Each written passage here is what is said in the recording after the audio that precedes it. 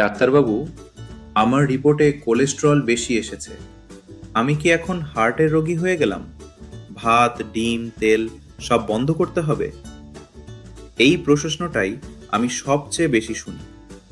নমস্কার, আমি ডাক্তার অনুরাগ হালদার, আপনার ডাক্তার বন্ধু। আজকের ভিডিওতে আমি একদম শুরু থেকে পরিষ্কারভাবে বোঝাবো কোলেস্টেরল আসলে কি, এটা কেন শরীরে দরকার, আর কেন শুধু সংখ্যা দেখে ভয় পাওয়া ঠিক নয়। প্রথমেই একটা ভুল ধারণা ভাঙি। অনেকেই ভাবেন কোলেস্টেরল মানেই খারাপ, কোলেস্টেরল মানেই হার্ট অ্যাটাক। এটা একদম ঠিক নয়। কোলেস্টেরল কোনো বিষ নয়। কোলেস্টেরল শরীরের নিজের তৈরি জিনিস। সমস্যা হয় তখনই যখন কোলেস্টেরলের ধরন, পরিমাণ আর শরীরের ঝুঁকি সব মিলিয়ে বিচার না করা হয়। সহজ করে বললে, কোলেস্টেরল হলো এক ধরনের চর্বি জাতীয় পদার্থ যা আপনার শরীর নিজেই তৈরি করে। এটা দরকার কারণ কোলেস্টেরল দিয়ে হরমোন তৈরি হয়, কোষের দেয়াল শক্ত থাকে, ভিটামিন ডি তৈরি হয়, মস্তিষ্ক ঠিকভাবে কাজ করে।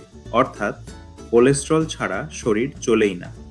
এটা বোঝা খুব জরুরি। সমস্যা শুরু হয় কোলেস্টেরল বেশি হলে নয়, সমস্যা শুরু হয় কোলেস্টেরল ভুল জায়গায় জমলে। যখন কোলেস্টেরল রক্তনালীর দেওয়ালে জমতে থাকে তখন ধীরে ধীরে নালী সরু হয়। এই প্রক্রিয়াটাকেই বলে প্লাক ফর্মেশন। এইটা বছরের পর বছর ধরে হয়, হঠাৎ একদিনে নয়। অনেকেই বলেন, ডাক্তারবাবু, আমার কোলেস্টেরল 230, বিপদ আছে?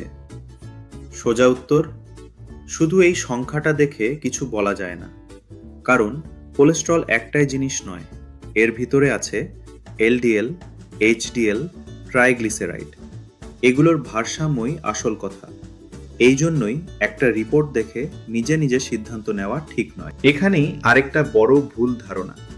অনেকেই ভাবেন কোলেস্টেরল মানেই খাবারের দোষ। কিন্তু সত্যিটা হলো, শরীরের কোলেস্টেরলের প্রায় 70% লিভার নিজেই বানায়। খাবার একটা অংশ মাত্র, এর সাথে জড়িত ওজন, ডায়াবেটিস, ধূমপান, শারীরিক পরিশ্রমের অভাব, জেনেটিক কারণ। তাই শুধু ডিম বা তেল বন্ধ করলেই সমস্যা মেটে না। আমার উত্তর খুব পরিষ্কার, ভয় পাবেন না, বুঝবেন। কোলেস্টেরল থাকলেই হার্ট অ্যাটাক নিশ্চিত নয়, আবার কোলেস্টেরল না থাকলেই আপনি নিরাপদ, এটাও ঠিক নয়। আসল বিষয় হলো আপনার পুরো ঝুঁকি। এই বিষয়গুলো একসাথে বিচার করতে হয়। এই ভিডিওতে আমি আপনাকে কোলেস্টেরলের ভয়টা ভাঙাতে চেয়েছি, কিন্তু এখানেই আরেকটা বড় প্রশ্ন আসে। এলডিএল, এইচডিএল, ট্রাইগ্লিসারাইড, এই রিপোর্টগুলো আসলে কি বোঝায় সেটা আমি পরের ভিডিওতে খুব সহজভাবে ব্যাখ্যা করব। এই ধরনের পরিষ্কার ডাক্তারি ব্যাখ্যা পেতে চ্যানেলটি সাবস্ক্রাইব করুন। আমি ডাক্তার অনুরাগ হালদার, আপনার ডাক্তার বন্ধু। সচেতন থাকুন, সুস্থ থাকুন। ধন্যবাদ।